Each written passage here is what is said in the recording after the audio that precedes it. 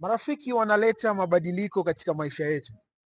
Unapokuwa na urafiki na mtu, jiandae kuathiriwa. Maana yake marafiki wanaweza kukuathiri positively ama wakakuathiri negatively.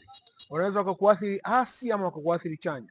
Yaani wanaweza kukusaidia ukaelekea katika hatua fulani nzuri zaidi, lakini pia marafiki wanaweza wakakurudisha nyuma katika hatua nyingi zaidi. Kwa sababu unapokubali kuwa na urafiki na mtu, maana yake pia unakubali kwamba utaathiriwa na huyo mtu. Unaweza ukaathiriwa kifedha, unaweza ukaathiriwa kwa muda, unaweza ukaathiriwa kwa vipaumbele vyako. Mfano, rafiki yako anakuambia kwamba naomba unisindikize kwenda pahala, ni lazima utakubali kwenda kwa sababu ya ile nguvu ya urafiki. Wakati mwingine rafiki yako anaweza kuambia naomba ninunulie kitu fulani, utafanya kwa sababu ya ile nguvu ya urafiki.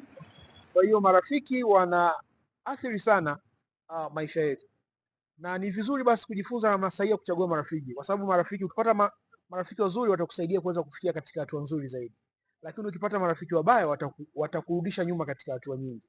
Marafiki wabaya anaweza akakufanya ukafanya vitu ambavyo hadi baadaye ukaja kujutia, ukaona kabisa huyu sio mwandiko wangu, huyu sio mimi, lakini kutokana na influence yule ya rafiki yako. Lakini pia wakati mwingine ukiona hauna mtu sahihi, ni bora usiwe na marafiki kuliko ujilazimishe kuwa na marafiki alafu ukaathirika.